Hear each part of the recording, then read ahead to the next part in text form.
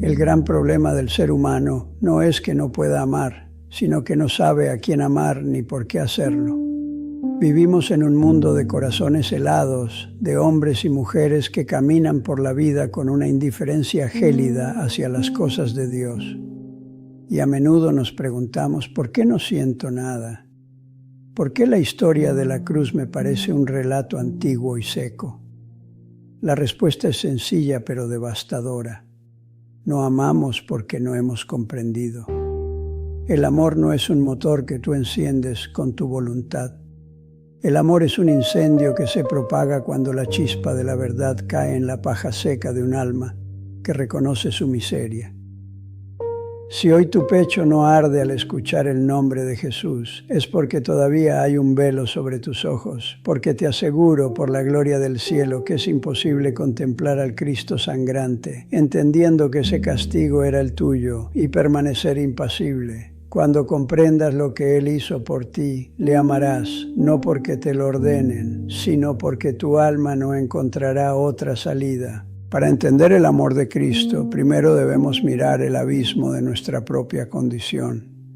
Nadie valora un indulto si no se siente condenado.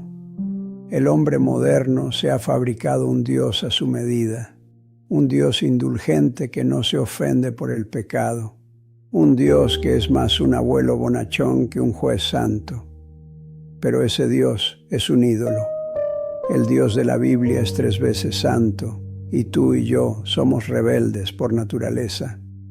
No somos simplemente personas que han cometido errores, somos traidores a la corona del cielo. Hemos tomado los dones de Dios, la vida, el aire, el intelecto, y los hemos usado para servir a nuestro propio ego. Imagina a un hombre que debe una fortuna que 10 generaciones de su linaje no podrían pagar. Está en la cárcel, encadenado, esperando el día de su ejecución. Sus manos están sucias, su ropa es de mendigo y su destino es la oscuridad eterna.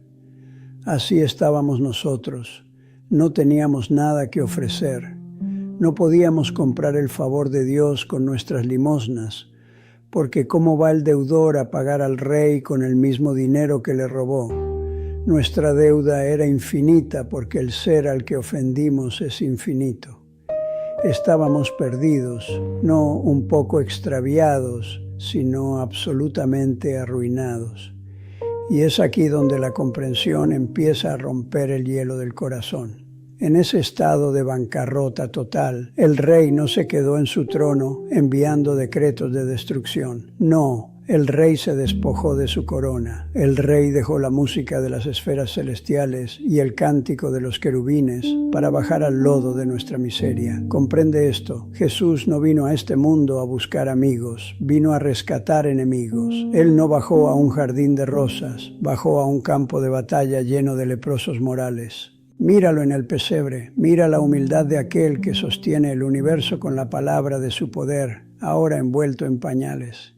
Pero no te detengas ahí. Si quieres comprender lo que hizo por ti, debes seguir sus pasos hasta el huerto de Getsemaní. Es allí donde el peso de lo que Él hizo comienza a aplastar la imaginación humana. ¿Por qué suda sangre aquel que es la fortaleza misma? No es el miedo a la muerte física. Miles de hombres han muerto con valor en los campos de batalla. No. Lo que Jesús veía en esa copa que su Padre le ofrecía era la justicia pura de Dios concentrada. Él, que nunca tuvo un pensamiento impuro, estaba a punto de convertirse en el receptáculo de toda la inmundicia de la humanidad. Toda tu mentira, toda tu soberbia, toda tu lascivia, toda tu crueldad, todo eso fue puesto sobre sus hombros. La Biblia dice que por nosotros lo hizo pecado. No dice que lo hizo pecador, sino que lo hizo pecado. Se convirtió en el blanco de la ira que tú y yo merecíamos.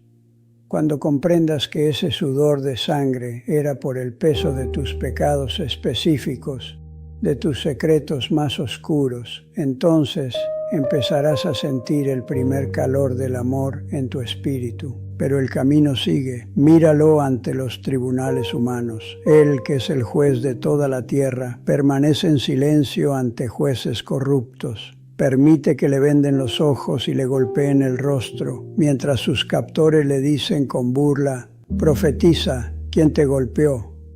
Piensa en esto, con un solo parpadeo, Jesús podría haber reducido a cenizas a todo el imperio romano y a toda la raza humana rebelde. Tenía legiones de ángeles a su disposición. Pero no lo hizo.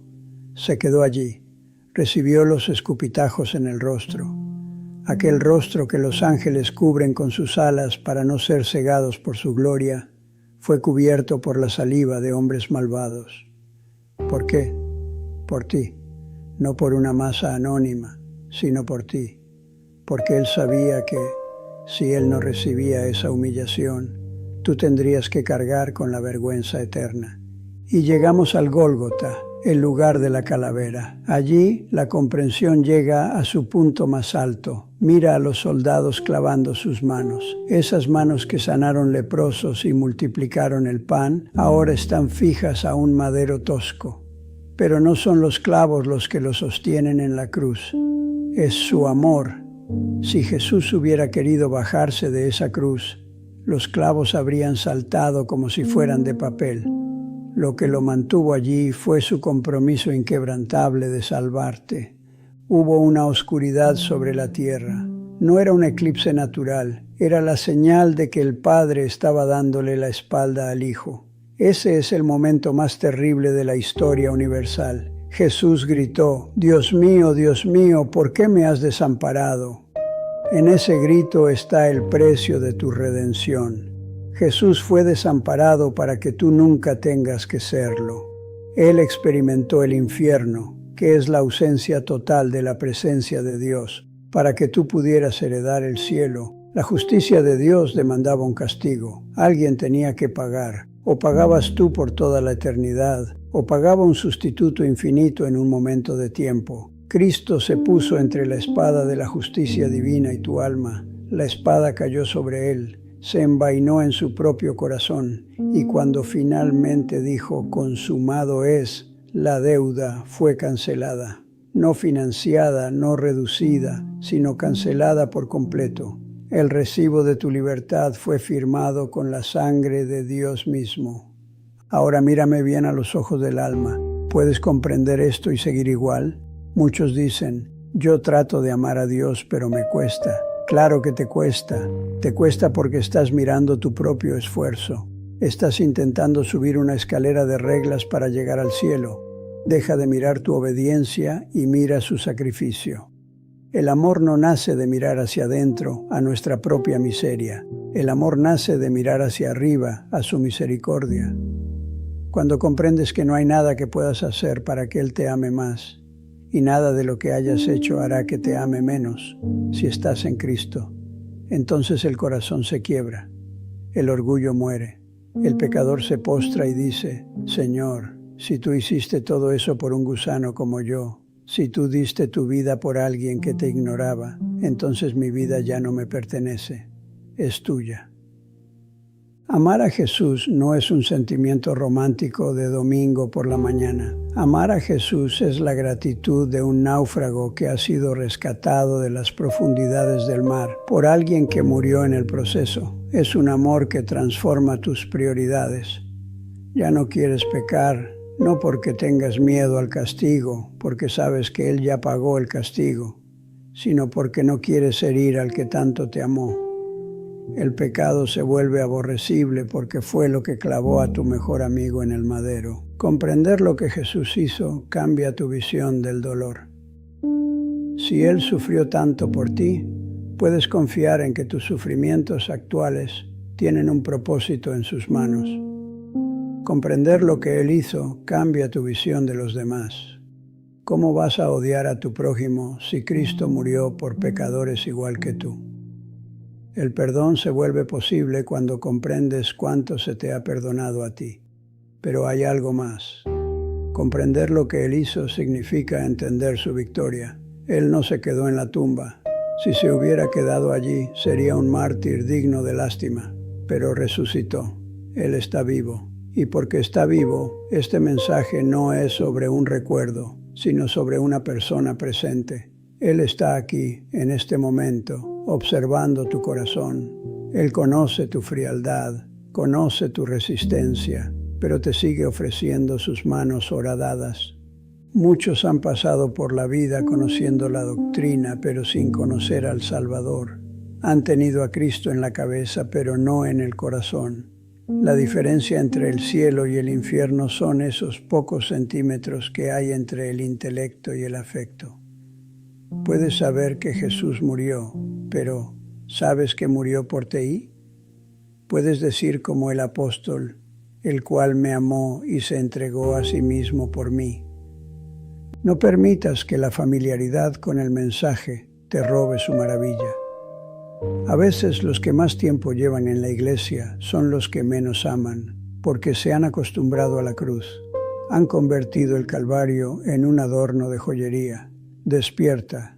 La cruz fue un lugar de tortura, de sangre y de horror, pero también fue el trono del amor más puro que el cosmos haya presenciado jamás. Si hoy te sientes seco, si sientes que tu fe es solo una cáscara vacía, vuelve al principio. Vuelve a la escena del sacrificio. Quédate allí sentado en la imaginación de tu fe, a los pies de la cruz. Quédate allí hasta que tu alma se empape de la realidad de su sustitución. Quédate allí hasta que comprendas que cada espina en su frente era por un pensamiento rebelde tuyo. Quédate allí hasta que veas que su costado abierto es el único refugio para tu alma pecadora.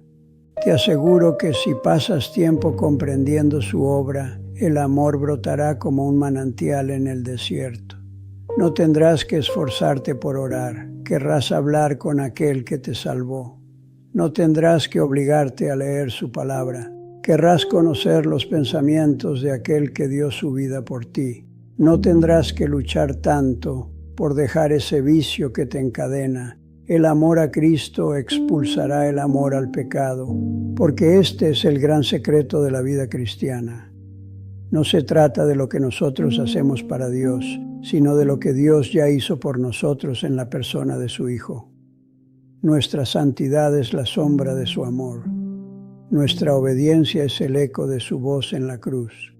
Cuando el mundo te ofrezca sus placeres baratos, cuando el diablo te susurre que no vales nada, o cuando tu propia conciencia te acuse, mira lo que Jesús hizo. Di a ti mismo, Él fue herido por mis rebeliones, molido por mis pecados, el castigo de mi paz fue sobre Él, y por su llaga fui yo curado. Repítelo hasta que se convierta en el aire que respiras. No hay corazón tan duro que el amor de Jesús no pueda ablandar, siempre y cuando ese corazón se detenga a considerar la cruz. No hay vida tan rota que no pueda ser restaurada por la comprensión de la gracia. Tal vez has estado huyendo, tal vez has estado tratando de llenar el vacío de tu alma con cosas que solo te dejan más sediento. Hoy Jesús te dice, mira mis manos, mira mi costado. Todo esto fue por ti. ¿Seguirás dándome la espalda? Si hoy comprendes, aunque sea un poco, la magnitud de ese consumado es, tu vida no puede volver a ser la misma. El amor es la respuesta inevitable a la gracia comprendida. Ama a aquel que te amó primero. Entrégate a aquel que se entregó por ti. Deja que el fuego de su sacrificio consuma tu egoísmo y te convierta en una nueva criatura. La pregunta con la que quiero dejarte, la pregunta que debe resonar en tu mente durante las próximas horas y días, no es si eres una buena persona, o si vas a la iglesia, o si conoces la Biblia. La pregunta es, ¿has comprendido lo que Jesús hizo por ti?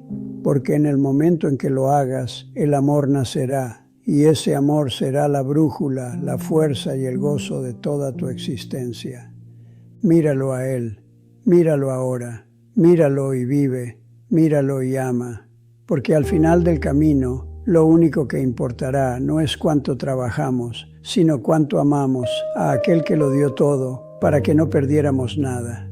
Que el Espíritu Santo grabe esta verdad en las tablas de tu corazón, para que ya no vivas para ti, sino para aquel que murió y resucitó por ti. Comprende, alma mía, el precio de tu rescate y deja que ese conocimiento sea la llama que nunca se apague. Cuando comprendas lo que Jesús hizo por ti, entonces y solo entonces le amarás de verdad. Amén.